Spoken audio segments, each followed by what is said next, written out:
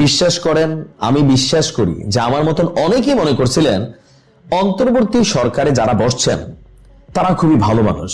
Even তারা আগামী দিনে সরকারের জন্য একটা দৃষ্টান্ত রেখে যাবেন। কোনটা? যে কোনো মন্ত্রী এমপি তাদের অথবা তাদের পিএস এপিএস অথবা তাদের আত্মীয় স্বজন কারোর বিরুদ্ধে যদি কোনো দুর্নীতির অভিযোগ আসে তাহলে সেই মন্ত্রী পদত্যাগ করবেন। কিন্তু উপদেষ্টা আসিফ মাহমুদ সজীব ভুইয়া, উপদেষ্টা নাহিদ ইসলাম, স্বাস্থ্য উপদেষ্টা থেকে শুরু করে ক্ষমতায় থাকাকালীন অনেক উপদেষ্টাদের বিরুদ্ধে দুর্নীতির অভিযোগ আসলো, কিন্তু তারা চেয়ারের মধ্যে কামড় দিয়ে বসে রইলেন।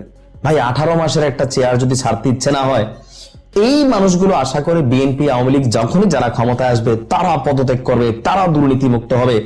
18 মাসে দুদকের সার্ভার ফাইটায় যাচ্ছে। 18 মাস পরে যখন বিএনপি সরকার গঠন করলো, উপদেষ্টাদের বিরুদ্ধে শত শত দুর্নীতির অভিযোগ। খুবই চাঞ্চল্যকর তথ্য। আমরা দেখছি যে গণমাধ্যমগুলো বলছে যে ডক্টর ইউনূসের নেতৃত্বে সদ্য বিদায়ী যে অন্তর্বর্তী সরকার আছেন তাদের উপদেষ্টাদের বিরুদ্ধে শত শত দুর্নীতির অভিযোগ জমা পড়েছে দুর্নীতি দমন কমিশন কার্যালয়ে। দায়িত্ব ছাড়ার ঠিক 1 সপ্তাহের মধ্যেই এ সকল উপদেষ্টাদের বিরুদ্ধে এসব লিখিত অভিযোগ জমা পড়েছে। দুদকের একজন দায়িত্বশীল কর্মকর্তা বলছেন, যে হারে অভিযোগ আসছে তাতে মনে হচ্ছে অভিযোগের রেকর্ড ভাঙবে। ভাবা যায়। অধিকাংশ অভিযোগে অভিযোগকারী যারা আছেন তারা নাম প্রকাশ করেননি, তবে কয়েকটি অভিযোগে অভিযোগকারীরা আবার তাদের নাম পরিচয় উল্লেখ করেছেন। দুদক সূত্র বলছে, দুদক অন্য সব অভিযোগ যেভাবে যাচাই করে আপনার এইসব অভিযোগও একইভাবে তারা যাচাই করবে। এদিকে ট্রান্সপারেন্সি ইন্টারন্যাশনাল বাংলাদেশ অর্থাৎ টিআইবির নির্বাহী পরিচালক এবং ডক্টর যিনি আছেন ইফতেখারুজ্জামান, তিনি বলছেন কেউই আইনের ঊর্ধ্বে নয়।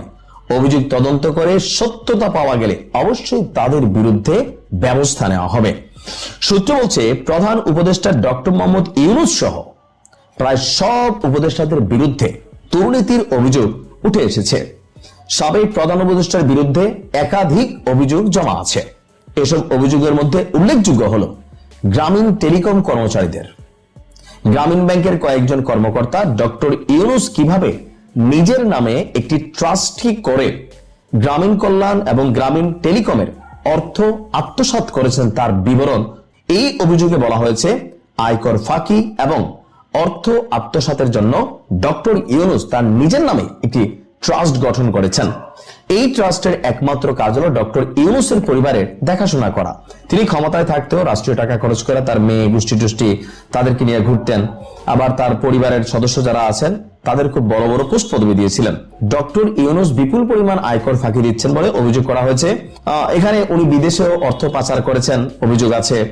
আর উপদেষ্টা ডক্টর আসিফ নজরুল, ওনার বিরুদ্ধে অভিযোগ আছে দুর্নীতি এবং অর্থ পাচারের প্রায় 1 ডজনের বেশি অভিযোগ জমা পড়েছে। এসব অভিযোগের মধ্যে রয়েছে মামলা বাণিজ্য। আওয়ামী লীগের অনেক বড় বড় কয়েকজন নেতা তারা যখন মামলা থেকে মুক্ত হল, অনেকে বিদেশ গেলেন, তখনই প্রশ্ন ছিল ওই যে সাবেক পররাষ্ট্র মন্ত্রী আওয়ামী লীগের সময় ডক্টর মোমেন, তিনি বলছিলেন যে তিনি কিভাবে সিস্টেমকে বাস দিয়া দেশ থেকে বের হয়ে গেছেন। তাহলে এই সিস্টেম কারা? এই সিস্টেম এটাই যেখানে বড় বড় মানুষ শত শত কোটি টাকা দুর্নীতির অভিযোগ ছিল বা কইরা ফেলছে, কামাই ফেলছে। মামলা বাণিজ্য, জামিন বাণিজ্য, বিচারক পদায়ন এবং অন্যান্য দুর্নীতি। আসিফ নজরুল জামিন বাণিজ্য করে কোটি কোটি টাকা আত্মসাৎ করেছেন। এমনকি এই অভিযোগ হচ্ছে একটা শিল্প গ্রুপের সিইও জালিয়াতির মাধ্যমে ভাই এবং বোনের সম্পত্তি আত্মসাৎ করেন, ছোট বোন তার বিরুদ্ধে মামলা করে। অর্থাৎ আমি অনেকগুলো জিনিস এখানে যেটা দেখছি, আসিফ নজরুল 20 কোটি টাকা নিয়ে ভিআইপি আসামিকে জামিন দেওয়ার নির্দেশ দিয়েছিলেন। আর গান বাংলা টেলিভিশন তাপসের জামিন আসিফ নজরুল বিপুল অঙ্কের বিরুদ্ধে অর্থের বিনিময় করিয়েছেন। আসলে আমরা তো পত্রিকা দেখে কথা বলতেছি, যারা পত্রিকায় রিপোর্ট করছে নিশ্চয়ই তাদের কাছে সত্যতা আছে, আপে তাপে তো লিখে নাই। এখন বিষয়গুলো হচ্ছে দুদক বলছে যে তাদের বিরুদ্ধে ইনভেস্টিগেশন করা হবে, সময় বলে দিবে।